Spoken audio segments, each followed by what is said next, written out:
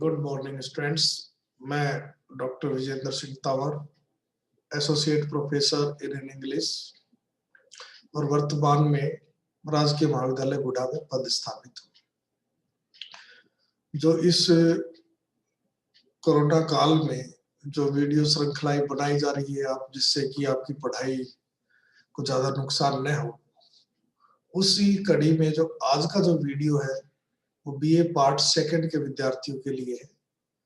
इसमें जो विषय है वो अंग्रेजी साहित्य पेपर फर्स्ट, और जो आज की जिस विषय पर हम बातचीत करने जा रहे हैं उस विषय का जो टाइटल है वो कमला दास की बहुत ही प्रसिद्ध पोएम है माय ग्रैंडमदर्स हाउस। उसकी क्रिटिकल अप्रिसिएशन के बारे में हम बातचीत कर रहे हैं। जैसा कि अब बताइए, इसके दोनों जो हम एक्सप्लेनेशन दोनों भाषाओं में यानी इंग्लिश और हिंदी में कर चुके हैं, तो अब आपको ये आसानी हो जाएगी इस पोएम को समझने में। तो सबसे पहले कमला दास के बारे में बात करें हम, तो कमला दास जो है का जन्म 1934 में हुआ और डेथ हुई 2009 में।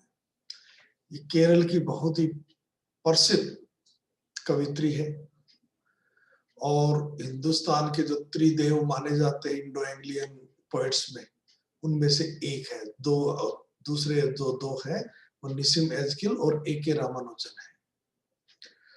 बहुत ही सबसे अलग और ओरिजिनल इंडियन पोएट्स जो कि इंग्लिश में लिखती हो आज के युग में, उनमें से ये एक है कमला दास। इसकी जो कविताएं हैं उसमें आत्मकथात्मक मटेरियल ज्यादा होता है और इसीलिए उसको कन्फेशनल यानी स्वीकार करने वाली पोएट कहा जाता है, कन्फेशनल पोएट के रूप में जाना जाता है। इसलिए पोएम अपने खुद के बारे में लिखती है, अपनी डिजायर जो उसने लव और सेक्स को लेकर अपने इच्छाएं जो व्यक्त की या फील किया उसको करती है, किस प्रकार वो इमोशनल इन्वॉल्वमेंट रही किसी मामले में और किस प्रकार वो एक रिलेशनशिप को सफलतापूर्वक निभा नहीं पाई या किस प्रकार रिलेशनशिप में उसको असफलता हासिल हुई, उसके बारे में ज्यादा लिखती है। और जो मुख्य जो थीम है, जैसा कि मैंने बताया कि लव एंड सेक्स उसकी मेजर थीम है और वो बहुत ही फ्रैंकनेस, ओपन स्पष्टवादिता से कोई चीज छुपाती नहीं लिखती है। वो ये परवाह नहीं करती कि लोग क्या कहेंगे, इन शब्दों का इस्तेमाल कर दिया, ऐसी सिचुएशन का इस्तेमाल कर दिया, रेस्ट्रेन और जो प्रतिबंध होते हैं, टैबू होते हैं सामाजिक, उनकी वो बिल्कुल भी परवाह नहीं करती और अपनी इच्छा अनुसार पूर्ण स्वतंत्रता से वो लिखती है। ये इसकी अलग पहचान है। अब हम बात करें जिस पोएम की, जो पोएम हम करने जा रहे हैं आज, उस पोएम का टाइटल है माय ग्रैंडमदर्स हाउस। अब माय ग्रैंडमदर हाउस एक ऐसी पोएम है जो कि बहुत ही पॉपुलर मानी जाती है और हर जगह इसको प्रिस्क्राइब किया जाता है, पढ़ाया जाता है। इसकी प्रथम प्रकाशन हुआ वो उसकी जो कह सकते हो आप कलेक्शन एंथोलॉजी थी, संग्रह तो था समर इन कैलकाटा, जो कि उसने 1965 में पब्लिश की थी। उसमें से इसको हम मानते हैं, उसमें आई।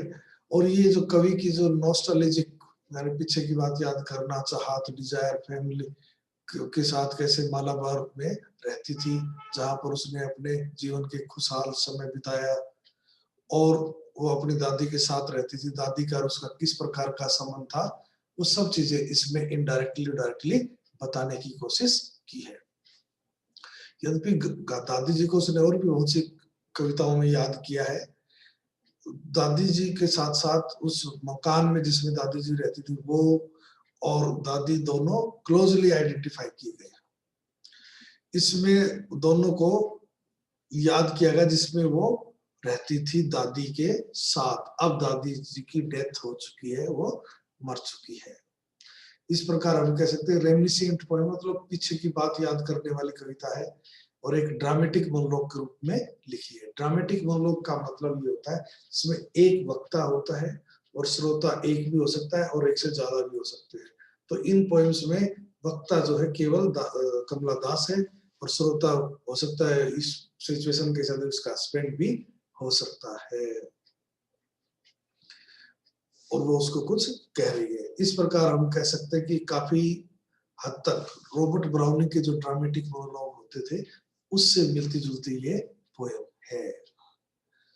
अब पोएम में है क्या, पोएम जो है शुरुआत करती है कवित्री और वो अपने उस मकान को याद करती है जहां पर वो अपनी दादी के साथ रहती थी, जो कि मालाबार में है, केरला में। और अब क्योंकि वो वर्तमान में शादी हो चुकी है तो वो दूसरी सिटी में रहती है, शायद बॉम्बे में रहती है, जो कि उसके घर से बहुत दूर है। उसको याद आता है कि दादी जी उससे बहुत प्यार करती थी और वो दादी से बहुत ज्यादा प्रेम प्राप्त करती थी। अब दादी जी की डेथ हो चुकी है और जो मकान है वो भी सुनसान हो गया, जैसे मानो दादी की मृत्यु पर वो भी दुख शेयर कर रहा हो। एक ही शब्द में अगर कहें तो कवित्री को जब वो चीजें याद आती है तो उसको बहुत दुखी कर देती है और दुखी हो जाती है। वो उन दिनों में जब दादी के साथ रहती थी वहां पर, तो वो बहुत छोटी बच्ची थी, इतनी युवा थी कि वो पढ़ नहीं सकती थी और उस वक्त उसको जो किताबें हैं वो इतनी डरावनी लगती थी, इतनी हॉरिबल डरावनी हॉरिबल से जिनसे विकर्षण हो, जैसे कि स्नेक, मतलब किताबों में उस वक्त उसे कोई रुचि नहीं थी। और दादी की मौत ने जैसे उस बच्ची को की सारी जो कैपेसिटी टू फील थी, महसूस करने की क्षमता थी, उससे उसको उसे लूट लिया हो। उसका ब्लड जो है जम चुका था एंड वो ऐसे हो गया था जैसे मानो कोल्ड हो जाए चंद्रमा की तरह। उसको सब चीजें याद आती है कि दादी के साथ वो कैसे क्या व्यवहार था, कितना उनका अच्छा रिलेशनशिप था। तो वो फिर कवित्री जो है वहां उस घर में जाने की इच्छा रखती है जहां पर वो जाकर उसको विंडो से देखे, परंतु हाउस जो है वो बहुत ही डिजर्टेड यानी सुनसान है और उसमें कोई नहीं रहता है और खिड़की भी बंद रहती है। फिर भी वो चाहती है वहां जाए, वो वहां बैठे और वहां पर जब ठंडी हवा जो बह रही है उसको सुने और उसकी जो ठंडी हवा है उसको उसकी दादी की याद दिलाएंगे और उसका जो ब्लड है एक बार फिर फ्रीज हो जाएगा। वो वहां पर जाने के बाद अपनी जो अटर होपलेसनेस की जो फीलिंग है उसको दोबारा एक्सपीरियंस करना चाहती है। वहां से वो डिजर्टेड हाउस से वापस आकर वहां से वो कुछ डार्कनेस लाएगी जिससे अपने वर्तमान के रेजिडेंस में जो कि शहर में है वहां बैठकर वो उस पर चिंतन करेगी। अपने बेडरूम में बैठकर चिंतन करने का मतलब वो यादें करेगी उन पास्ट में बिताए हुए यादों का या लम्हों का को याद करेगी। वो अपने पति को संबोधित करते हुए कहती है कि शायद वो उसकी बात पर विश्वास नहीं करेगा, लेकिन वो हकीकत ये है कि वो कभी ऐसे हाउस में रहती थी, वो वहां पर प्राउड फील करती थी और वहां पर उसको बिल्कुल प्रेम भी मिला था।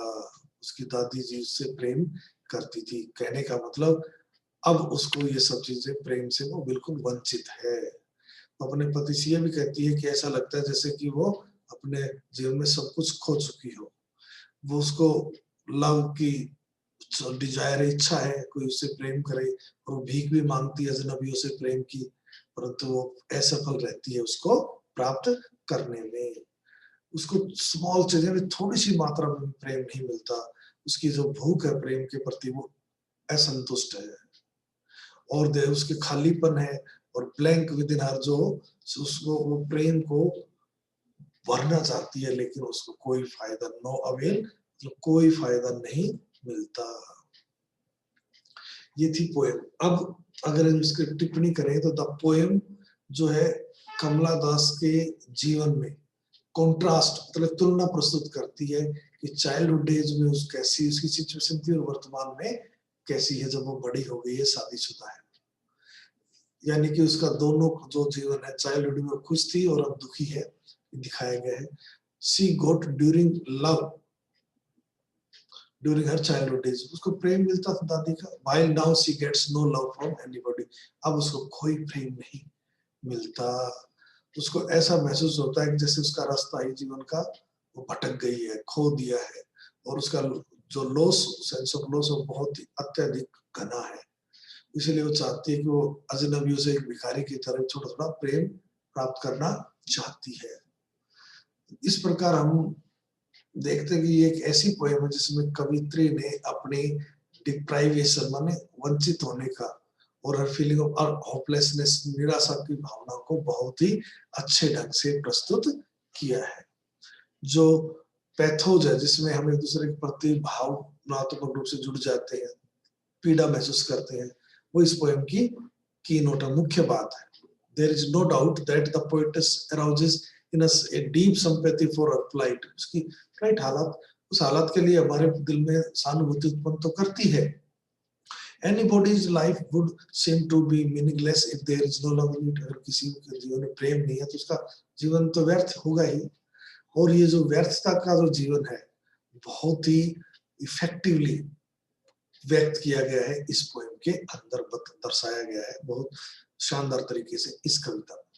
There are some key phrases in this poem. बहुत ही मुख्य कुछ शब्दावली है, मेन वर्ड्स है, which express the sense of disappointment and the feeling of futility. व्यर्थता की फीलिंग और निराशा की भावना को दिखाया गया है।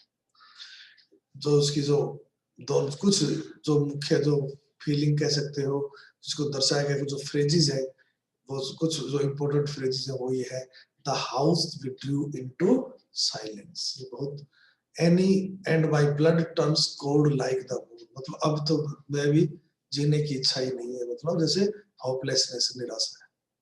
Just listen to the frozen ear, pick an armful of darkness and beg now at stranger's door, at least in small change. ये कुछ फ्रेजेस है जो पोएम की है, छोटी सी पोएम है लेकिन ये सब पोएम इसी प्रकार दिखाती है कि कवियत्री ने अपनी निराशा की भावना को, असंतुष्टि की भावना को बड़े शानदार ढंग से व्यक्त किया है।